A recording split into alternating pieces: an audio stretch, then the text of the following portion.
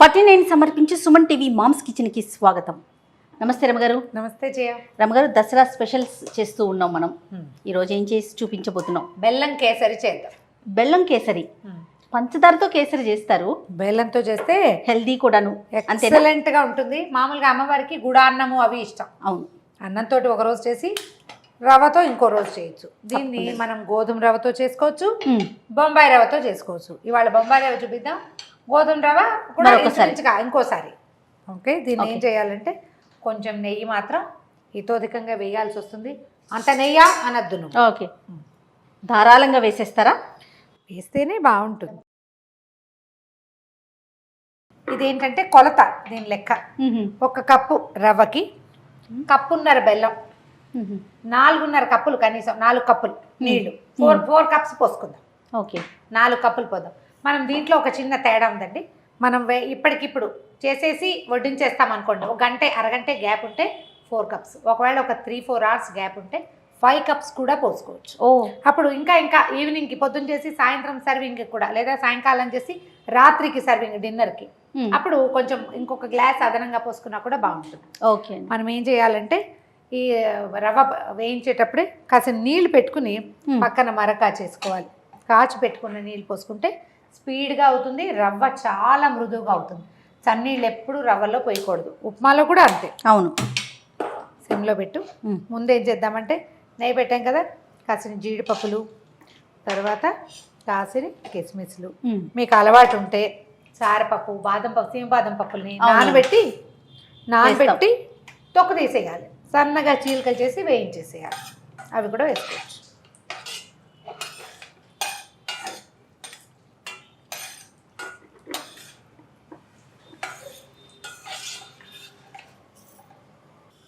వేయించేసాం, తీసేద్దాం పప్పులు.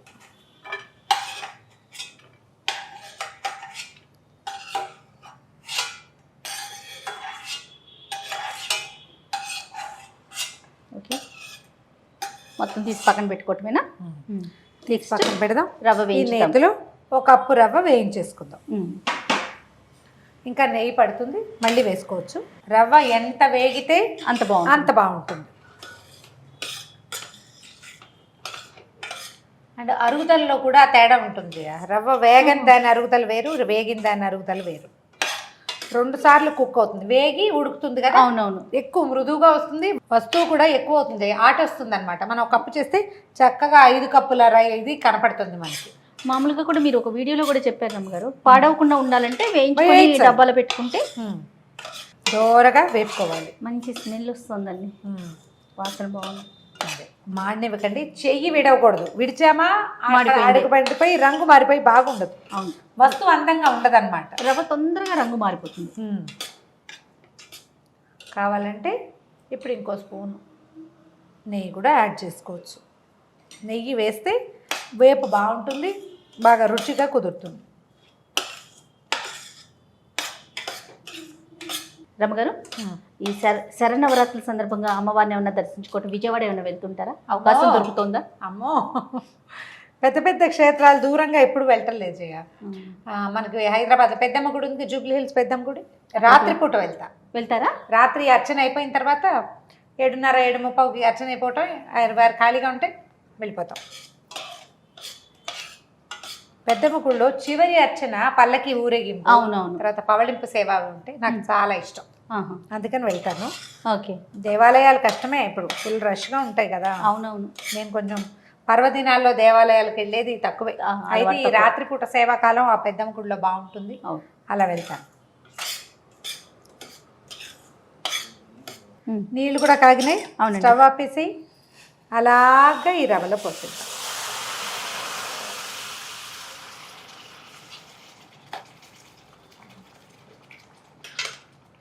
ఒకవేళ ఈ 2 పాత్రలు పెట్టద్దు అలా అనిపిస్తే మీరు ఏం చేయొచ్చు, రవ్వ వేయించి పక్కన పెట్టుకుని, ఆ రవ్వ అందులో వేయించి పక్కన పెట్టుకుని అది చల్లారాక అప్పుడు ఈ నీళ్ళలో అంటే గిన్నెని మార్చదలుచుకుంటే నీళ్ళ గిన్నెలో వేసుకోవచ్చు, మీ ఓపిక. మనం ఇలా చేస్తున్నాం కాబట్టి ఇది పద్ధతి. వేడి నీళ్ళు పోస్తే రవ్వకి ఉండలు గచ్చకాయలు అవ్వదు, ఇది చక్కగా వస్తుందన్నమాట. ఏ అనుమానము లేదు, దీన్ని సవరించాల్సిన పని లేదు. తాపీగా ఉడకనిద్దాం దీన్ని. ఇది రవ్వ నీరంతా పీల్చాకే మనం బెల్లం కానీ పంచదార కానీ వేసుకోవాలి. చిందులు వచ్చి మీద పడతాయి అనిపిస్తే చక్కగా పర్ఫెక్ట్గా సరిపోయే మూత పెట్టండి. ఒక 5 నుంచి 8 నిమిషాల పాటు ఉడకనిస్తే చాలు, అంతకంటే సమయం పట్టదు. అలాగేనండి. మొత్తం తడి పీల్చేసింది చూడు. అవునండి. ఇప్పుడు 1 స్పూను నెయ్యి వేద్దాము.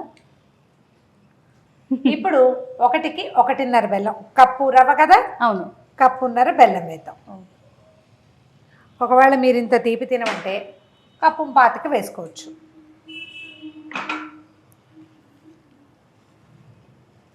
ఒకసారి పైకి కిందకి కదపండి.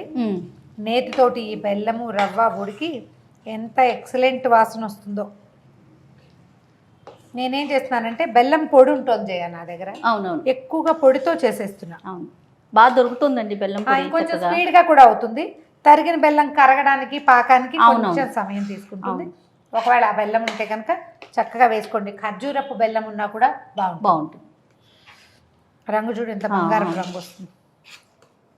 ఈ బెల్లం మొత్తం కరిగిపోవాలండి, బెల్లం కరగాలి, ఇది ఇట్లా అంటుకోకుండా రావాలి.